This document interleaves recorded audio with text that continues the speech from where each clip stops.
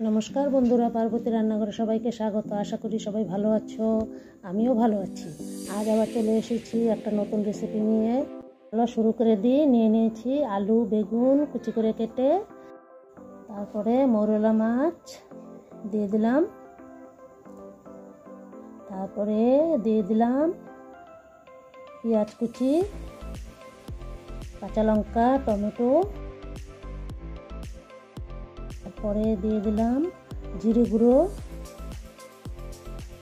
লঙ্কা গুঁড়ো, তারপরে লবণ, চিনি, তারপরে হাত দিয়ে একটা মেখে নেব। তারপরে দিয়ে দেব সরষের তেল, দিয়ে আরও একটু মেখে নেব ভালো করে। হয়ে গেছে মাখানো। এখন আমরা গ্যাস জ্বালিয়ে দিয়েছি, গ্যাস জ্বালিয়ে কড়াইটা বসিয়ে দিলাম আর ঢাকা দিয়ে দেব। ঢাকা খুলে আমরা একটু নেড়ে চেড়ে দিচ্ছি, নেড়ে চেড়ে আবারও একটু ঢেকে দেব। এরকম করে কয়েকবার আমরা ঢাকা দিয়ে দিয়ে আলু বেগুন মাছটাকে একটু সিদ্ধ করে নেব আর জলটাকেও শুকিয়ে নেব।